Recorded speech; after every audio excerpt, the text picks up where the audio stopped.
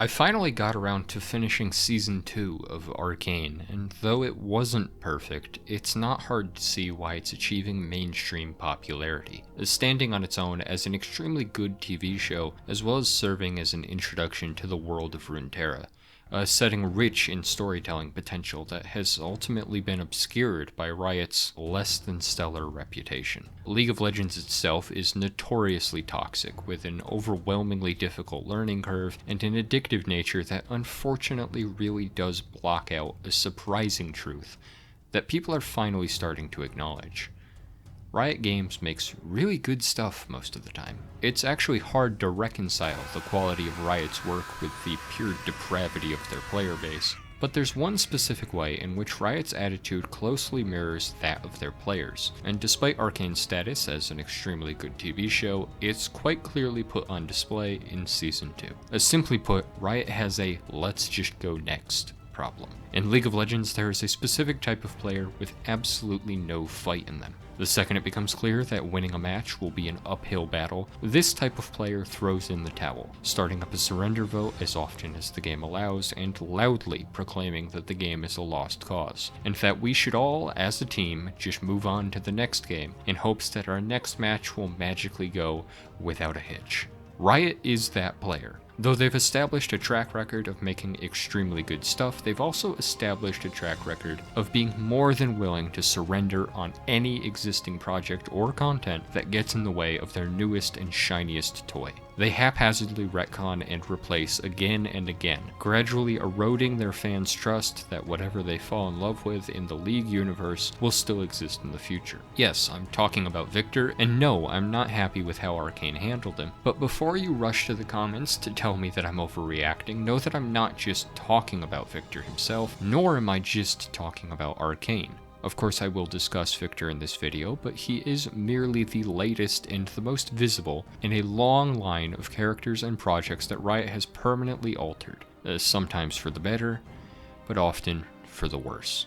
Within the game itself, these changes have come in a variety of shapes and sizes. Champion reworks, both visual and mechanical, are one of Riot's favorite development tools. At best, champion reworks give a facelift and a few new options to struggling champions, helping outdated designs keep up with the power creep of the game without making too many fundamental changes to the character's identity. At their worst, reworks completely delete a champion, replacing them with an entirely new concept that shares only a name and a few very basic elements with the previous iteration. I obviously don't have time to go through and categorize each and every rework that Riot has done, but I think that no rework best exemplifies the double-edged nature of reworks than Aatrox. In present-day League of Legends, Aatrox is the quintessential top laner. He's among the most popular top laners every season, he has a satisfying kit with a decent degree of skill expression, and he's widely considered to be a quite compelling character in the lore.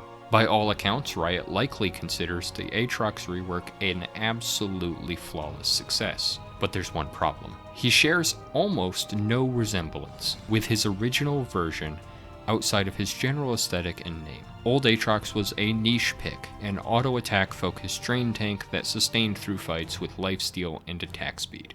Think something vaguely similar to Olaf or Warwick. And he revived on death similarly to Anivia or Zac. New Aatrox is essentially Juggernaut Riven, relying on small dashes to position for big swings of his greatsword. The only skill that remained intact from his old kit was his self-revive, which was eventually removed entirely since the rest of his kit was absolutely massively overloaded, and for years now Aatrox has been a massive balancing headache. While old Aatrox mains are few and far between, these players have had their character absolutely nuked from existence, and they're not the only ones. The list of Riot's large-scale reworks has gotten extremely lengthy, and while many of these reworks result in boosted play rates and win rates, most reworks receive quite heavy backlash from dedicated mains of the previous version of the reworked character. On a personal note, many of my favorite champions have been nuked from orbit in the years that I've been playing League of Legends, including my original main, the ADC version of Graves, Anti-Mage Galio, the bot lane juggernaut Mordekaiser, and most irritatingly, Udyr, who at the time of his rework was my most played champion by a significant margin. But that brings us to the present day, where Riot has deleted a champion in an entirely different sort of way. You see, not all reworks are bad. Pantheon, as an example, managed to retain virtually everything from his old kit while receiving a few new tools and a shiny new coat of paint in order to push him back into relevance. The new Viktor rework is pretty much exactly that. His updated evolutions are fun, giving the character a slight push and a fresh feel without compromising on his existing kit in any way, shape, or form. There's only one problem. Actually, this time there's two. The first being that Viktor did not need this unwanted help. He was already a champion with a respectable play rate and a fairly solid win rate. He was balanced, and now he is not. The second problem is even simpler. He's just not Viktor. For years, Viktor has had an extremely simple identity. He is the Machine Herald, a self-created cyborg with an unquenchable thirst for progress and dreams of sharing his robotic evolution with all of humanity. As his name would suggest, he's clearly inspired in some ways by Dr. Doom, and he's an imposing figure with an entirely unique power fantasy within the League universe. In Season 1 of Arcane, we're introduced to Viktor before his augmentation. He is a crippled scientist with a brilliant mind, and as the season continues, much of the intrigue lies in one simple question. How does this man turn into the Machine Herald? The answer? Well, apparently he doesn't. Season 2 depicts Viktor as the Herald of the Arcane, a magically augmented, ascended being with more in common with Xerath or Malzahar than his previous version. His augmentation is never willingly chosen by him, but rather is forced on him while he is unconscious, and the resulting omnipotence provided by his godlike powers guides him to make decisions he never would have on his own. By the end of the season, he regains control of his own mind and ceases to be a herald of anything, and buzzes off to some alternate reality or something to fix things with Chase.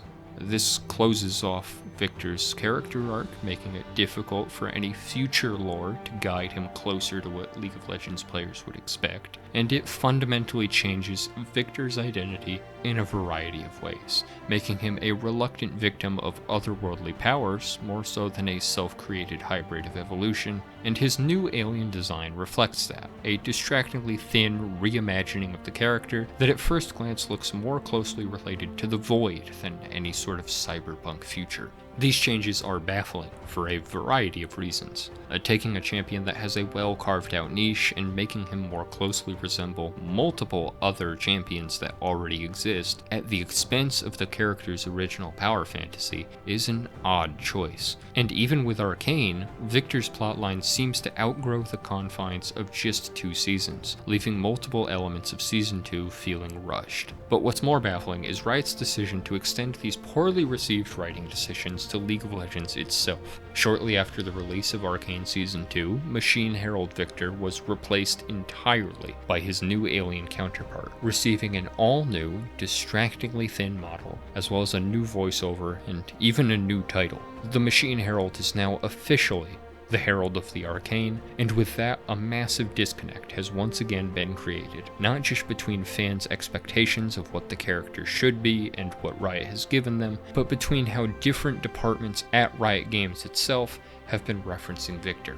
Though League of Legends has Viktor listed as the Herald of the Arcane, TFT still lists him as the Machine Herald. Legends of Runeterra is still using Viktor's old design alongside an entire group of cards that establish lore for the character that has all been decanonized. Even Riot's new card game, which is still in active development, features pre-Arcane Viktor as one of the decks in its announcement video. But while we're on the subject, this is a good time to point out that Riot's Go Next attitude is not just constrained to champion changes. A while ago, I made a video about the slow decay of Legends of Runeterra, a game with immense potential that has done a lot of the heavy lifting when it comes to establishing League lore. In that video, I discussed the baffling decision to end support for the PvP side of the game and essentially rebrand into a League version of Slay the Spire. In the months after that video's release, it has become increasingly more clear that Runeterra got the axe not because of any faults in the game itself, but merely to make way for Riot's newer, shinier toy. I'll make another video more specifically focusing on League's new card game once we get a little closer to the game's release and we've seen more of it, but even from what little we've seen this early, it seems safe to say that anybody who cared about Legends of Runeterra is probably feeling real bitter about their game going the way of Twisted Treeline for a project in the very same genre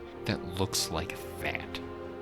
But let's get back on topic, because while I think it's probably too late to right the ship for Viktor specifically, there's a really valuable lesson for Riot to learn here if they want any chance of making League a franchise that people can get invested in long term from a story perspective. It's clear from interviews with Arcane's creator as well as Riot employees that Riot feels the people complaining are just a loud minority. They say that the people who are the loudest don't represent the feelings of the vast majority of League players who had no particular attachment to old Viktor. And you know what? They're absolutely correct, but this line of reasoning just doesn't work. If this video, for example, gets 10 times more dislikes than likes, as a creator, I cannot sit here and tell you guys, oh, well, the people who watched my other videos didn't dislike this one. Of course they didn't. They watched other videos.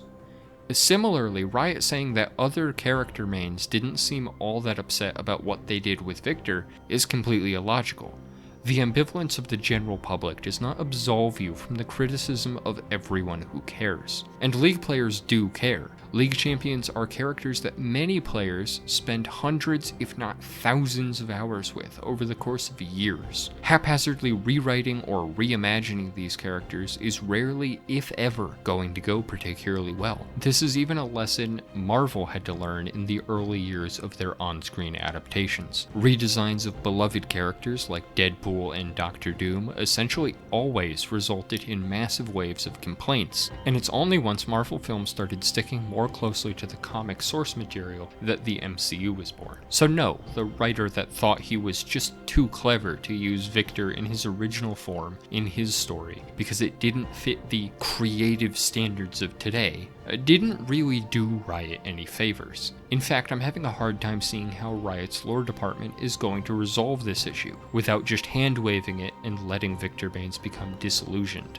The way that Arcane ends leaves very little to no room for Viktor to return and ever become the Machine Herald in future lore. Even the Arcane Herald form diverges from one of the golden rules of League, that each champion in-game is representative of the current version of that character. Arcane Herald Viktor instead portrays a superpowered version of Viktor that existed for maybe a couple days tops.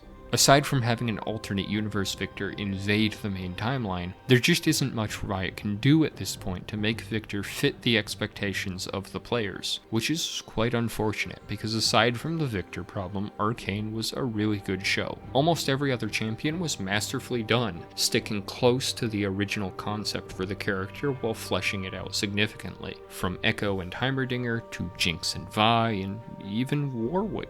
Well, actually, they made Warwick look like he made full contact with an Acme fake tunnel at 180 miles per hour, and they cut his tail off for some unknown reason. But at least Warwick can just get blown to smithereens and regenerated repeatedly until he comes back looking like the League champion. But for now, there are some messes for Riot's lore team to clean up, and I'm left with extremely mixed feelings about Arcane. It's significantly better than I could have imagined a League of Legends show adaptation could have been, but it also falls flat on its face when it's time to make some of the easiest decisions. The one thing I know is that in-game and out, I will continue to hope that all of my League of Legends mains are too obscure and too well-balanced to receive any unfortunate attention from Riot, because there is a direct correlation between how long Riot has left a champion alone and how compelling that champion is. How about you?